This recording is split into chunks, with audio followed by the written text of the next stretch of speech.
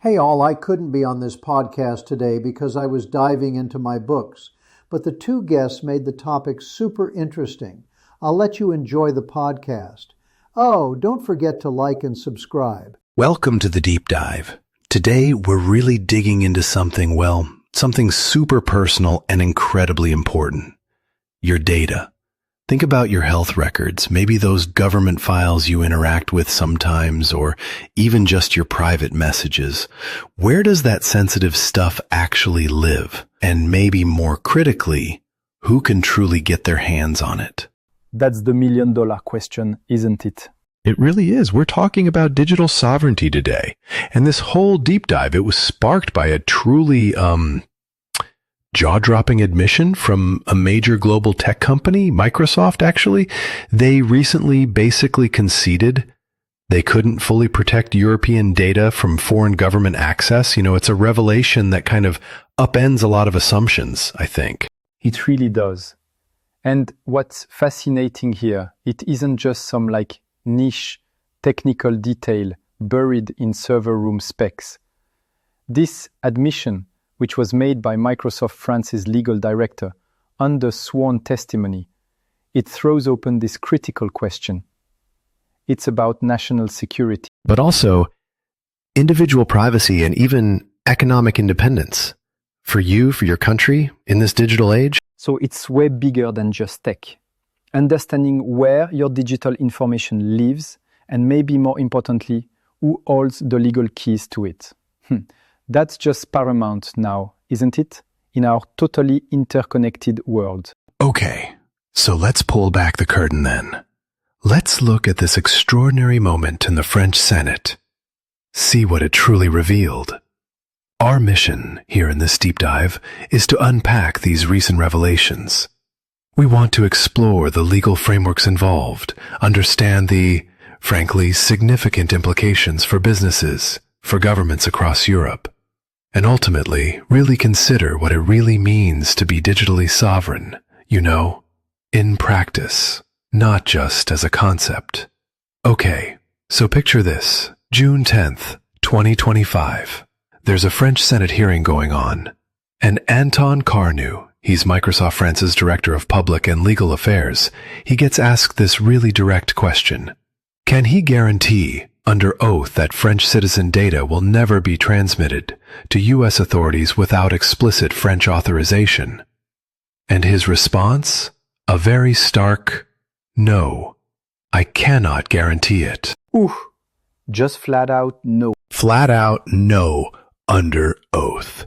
From a company that's poured so much effort into emphasizing security assurances for European data, that must have just landed like a bomb in that room. This testimony, it just lays bare this fundamental tension. Despite all the sophisticated technical safeguards companies put in place, like encryption, think of them like a reinforced vault. The legal framework often just supersedes those measures. Microsoft, as a US-based company, operates under something called the Cloud Act. This act essentially means US authorities can compel American companies to hand over data, even if that data is sitting in a server farm halfway across the world. Like in Europe? Like in Europe. And crucially, even if doing so defies local laws, like the privacy laws in France. Wait, so even if the data is physically securely tucked away in a data center right there in Paris, if a valid US government request comes through, Microsoft legally has to comply?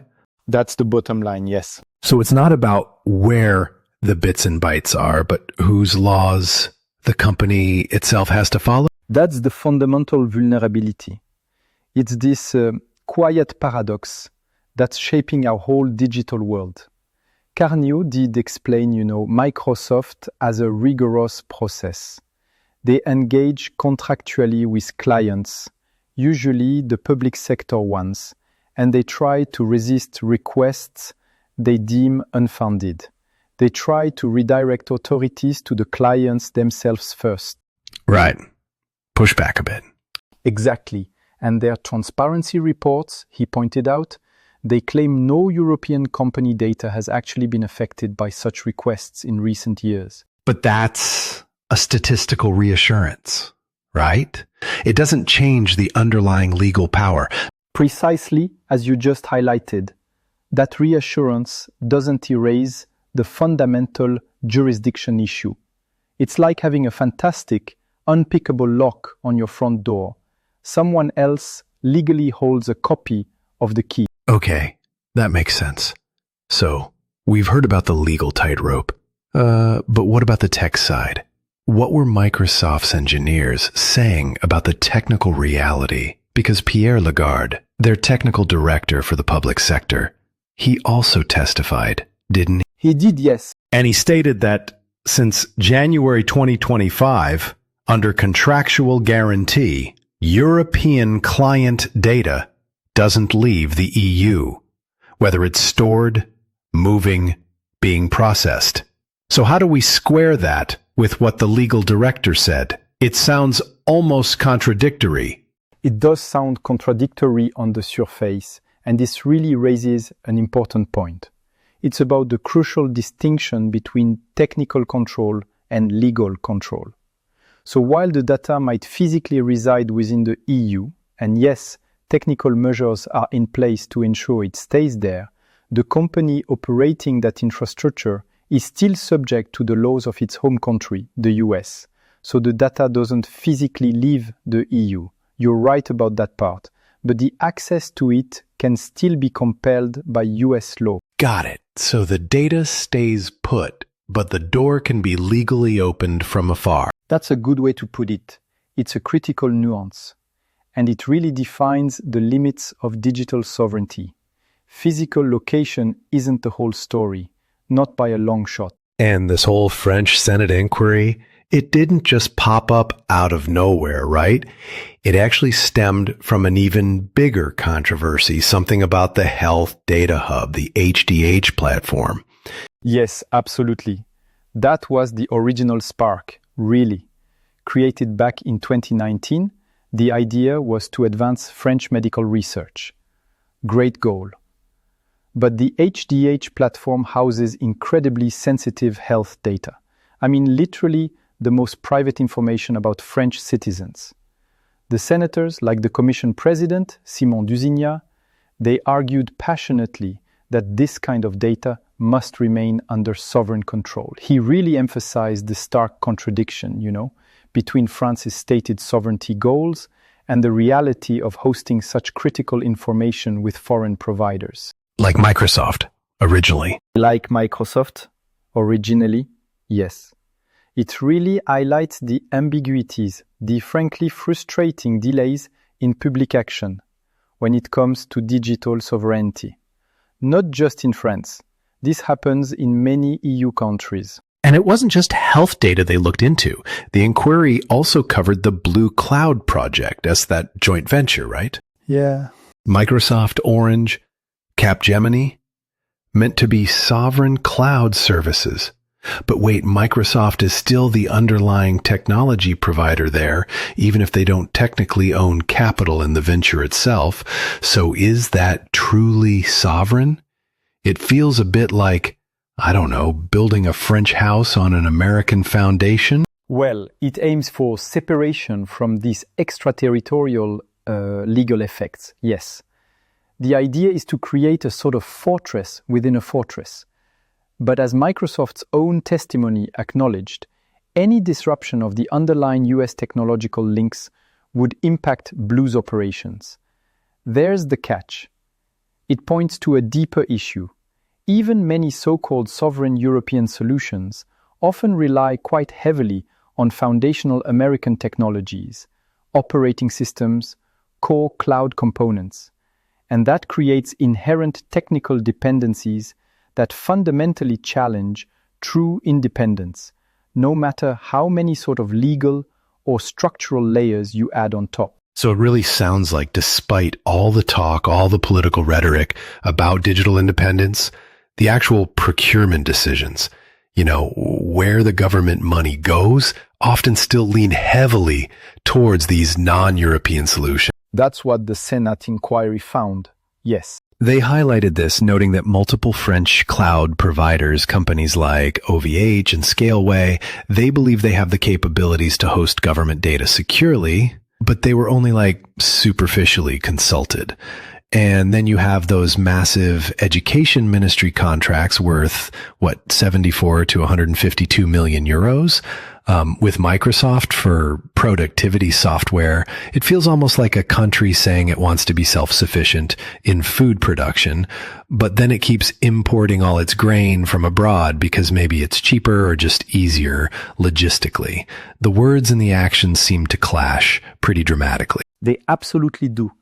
And those education contracts, they cover millions of workstations, millions, in schools, universities. That creates substantial exposure to foreign technological control.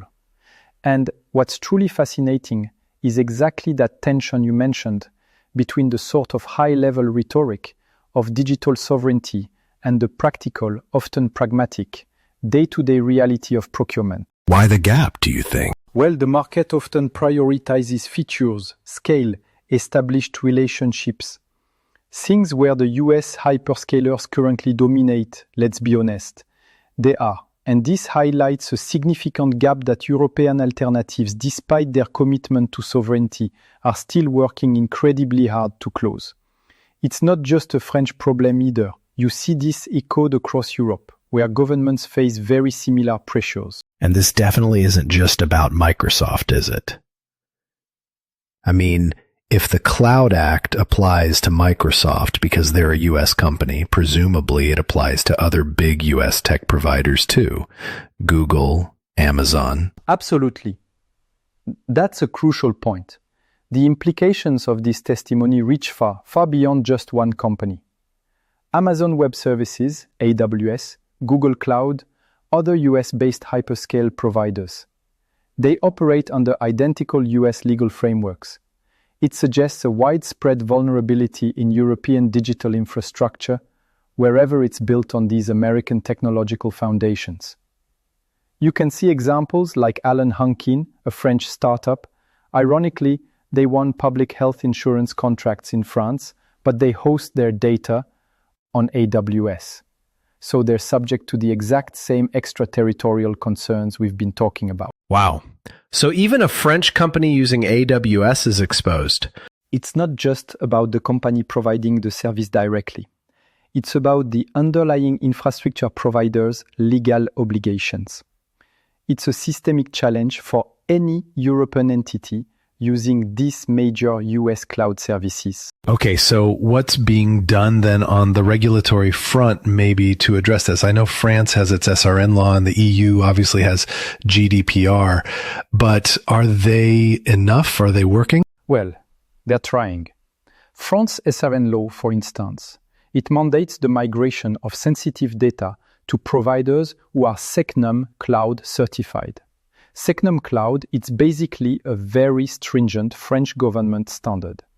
It's designed to ensure data is truly secure and crucially protected from foreign access laws like the Cloud Act. So it's supposed to be the gold standard for sovereignty. Supposed to be, but implementation has been, slow. And EU regulations, yes, they are increasingly addressing data sovereignty, building on GDPR's foundations. But that extraterritorial reach of the Cloud Act, it creates these ongoing tensions with European privacy principle. It's like two legal systems clashing. It is. And while French authorities have started requiring sovereign hosting for specific government applications, enforcement seems inconsistent across different ministries. This latest testimony from Microsoft, it might actually be the jolt needed to accelerate stronger, more consistent implementation of the rules already on the books rather than sparking whole new regulations. So maybe it lights a fire under the existing laws. Could be. It certainly seems like there's a growing market demand now for truly sovereign solutions, driven partly by these kinds of revelations. Cloud providers are definitely anticipating increased demand. That SecNum Cloud certification has become absolutely essential if you want to serve French government clients. It's driving significant investment. So we might see a shift. We might. Microsoft's Blue Partnership is one approach, trying to bridge that gap, but pure European alternatives like OVH, Outscale, they may benefit more directly if procurement decisions really start to prioritize genuine sovereignty over just, convenience or existing features. This pressure could well accelerate existing European cloud investment programs too, like France 2030, which aims to develop genuinely competitive European alternatives. It really is becoming a race for digital independence. Okay, so let's bring this back. What does this all mean for you listening right now? We've explored this core tension, haven't we? This desire for digital sovereignty. The really complex web of global technological dependencies we all live in. And the very real, often kind of hidden impact of these extraterritorial legal frameworks like the US Cloud Act. Yeah, and I think it just reiterates the absolute importance of critical thinking, when you're evaluating technology promises from any company. Don't just take the marketing spiel at face value. Exactly. Understanding the underlying infrastructure of our digital world, it's becoming crucial, and recognizing those nuances.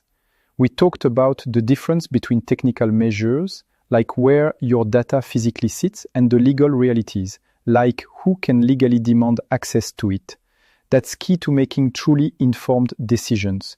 It really is about knowing who actually holds the keys to your data kingdom. So think about your own data. Think about the services you use every single day. Your email, your photo storage, your social media, and think about how governments are making these huge procurement decisions that affect national digital independence. Is your personal information, your health details, or even your country's critical infrastructure, is it truly as protected as you might believe? It's a vital question to ask. So, here's a final thought to leave you with, listeners. In a world where data just flows across borders constantly, can true digital sovereignty ever be fully achieved? Or is it always going to be this continuous negotiation, a balancing act between security, convenience, and, global interconnectedness? What aspects of your digital life might be more exposed, more vulnerable than you previously imagined? If you like this content, please like and subscribe.